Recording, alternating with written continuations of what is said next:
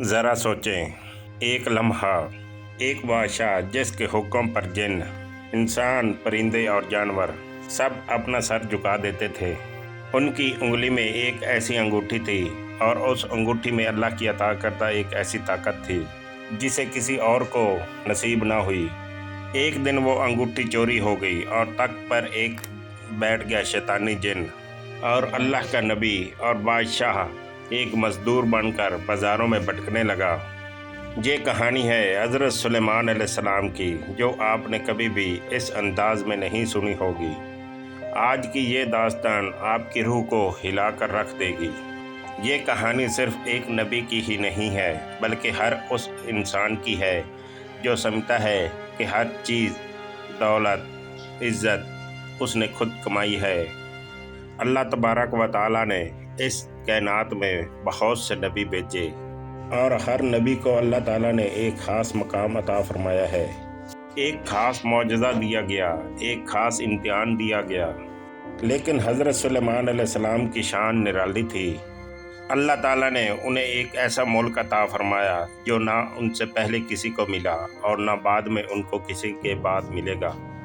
اللہ تعالیٰ حضرت سلیمان علیہ السلام کے بارے میں قرآن مجید میں فرماتے ہیں، جس کا ترجمہ کچھ یوں ہے: اے رب، مجھے معاف فرما، مجھے ایسا ملک دے جو میرے بعد کسی کو نہ ملے۔ اللہ تعالیٰ نے حضرت سلیمان علیہ السلام کی دعا قبول فرمائی، اور حضرت سلیمان علیہ السلام کی سلطنت ایسی تھی جس کی مثال پوری دنیا میں نہیں ملتی۔ ہوا ان کے تابع تھی، جن ان کے آگے سر جھکاتے تھے، اور پرندے ان کی فوج میں شامل تھے۔ جانور ان کے اشارے پر کام کرتے تھے، اور انسان تو ان کے سب سے زیادہ وفادار خادم تھے۔ سوال یہ پیدا ہوتا ہے کہ انہیں یہ طاقت کیسے اور کیوں ملی، اور اس کے بارے میں علماء فرماتے ہیں کہ حضرت سلیمان علیہ السلام کے پاس ایک انگوٹھی تھی جس کے اوپر مہر تھی، اور جس کے اوپر اسم اعظم نقش تھا۔ یہ انگوٹھی ان کی علامت تھی اور ان کی بادشاہت کی شناخت تھی، اور جب تک یہ انگوٹھی ان کے ہاتھ میں تھی سب فرما بردار تھے۔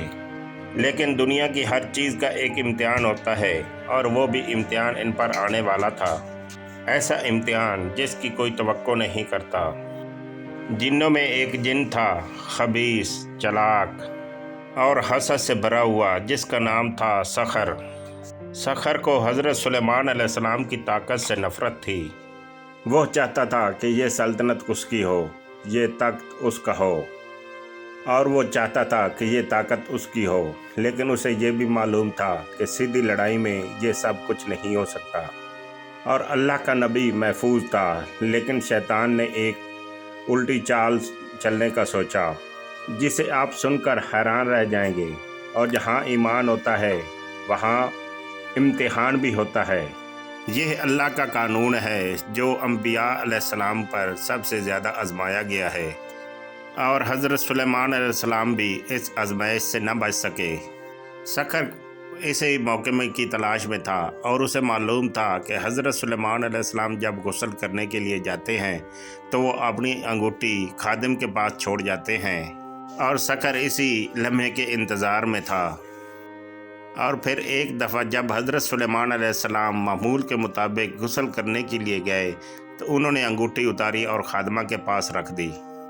سخر نے یہی لمحہ چنا، اور اس نے اپنی شکل حضرت سلیمان علیہ السلام کے ہو بہو بنا لی، بال، چال، لباس، ہر چیز ان کی طرح بنا لی، اتنی مہارت سے کہ کوئی فرق نہ کر سکے۔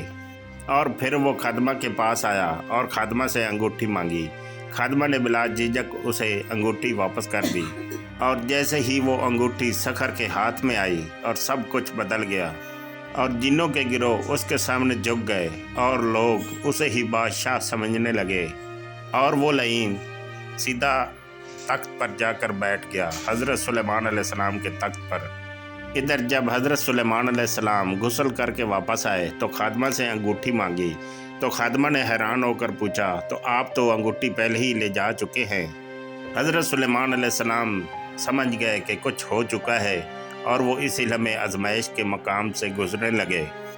وَلَقَدْ فَتَنَّا سُلَيْمَانَ وَأَلْقَيْنَا عَلَىٰ كُرْسِيِّهِ جَسَدًا ثُمَّ أَنَابَ۔ اللہ تعالیٰ اس کا ذکر قرآن مجید میں ایسے فرماتے ہیں، اور ہم نے سلیمان کو آزمایا اور اس کے ساتھ ایک تخت دھڑلا ڈالا، پھر سلیمان علیہ السلام نے رجوع کیا، اور یہی وہ آیت ہے جس نے اپنے اندر صدیوں پرانی آزمائش چھپائی ہوئی ہے، جس کا دردناک حصہ ابھی آنا باقی ہے۔ آپ تصور کریں کہ جس کے ایک اشارے پر ہوائیں رک جاتی تھیں اور وہ آج بازاروں میں بھٹک رہا ہے، اور جسے کل جن تک دیکھ کر ڈرتے تھے آج اسے کوئی پہچان نہیں رہا، اور کل جس کے محل کی دیواریں سونے کی تھیں آج وہ مچھیروں کے ساتھ مزدوری کر رہا ہے۔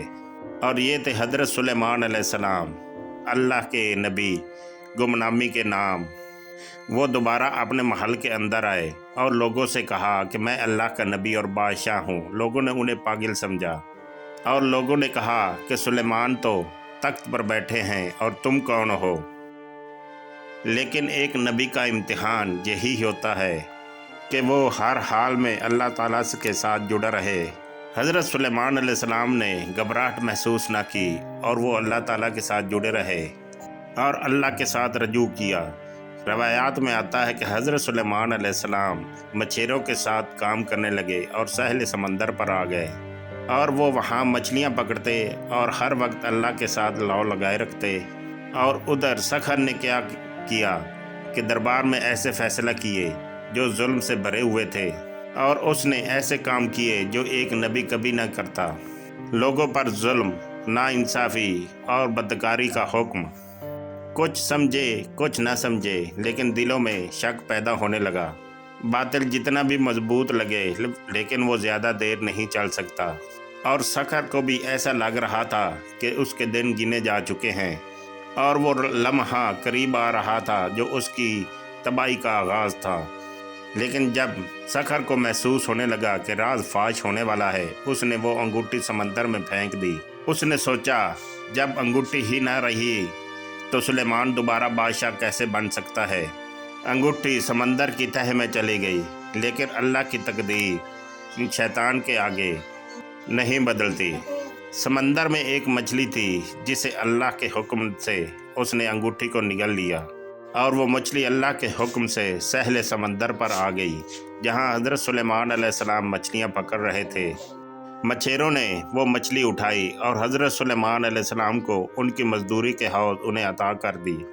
اور جب حضرت سلیمان علیہ السلام وہ مچھلی گھر لے کر آئے تو اس میں وہی انگوٹھی ان کو ملی، وہی انگوٹھی جو چوری ہوئی تھی، جو سمندر میں پھینکی گئی تھی۔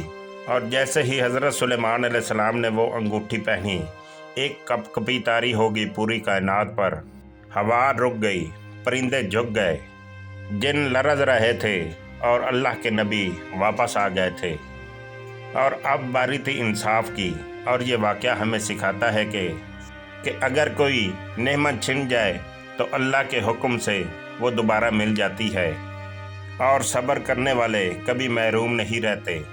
لیکن وہ وقت آ گیا تھا جب سخر کو سزا ملنی تھی، اور جب حضرت سلیمان علیہ السلام نے انگوٹھی پہنی تو پوری کائنات ان کے سامنے جھک گئی۔ وہ لوگ جنہوں نے جھوٹے سلیمان کو دیکھا تھا ان کو واضح فرق نظر آیا۔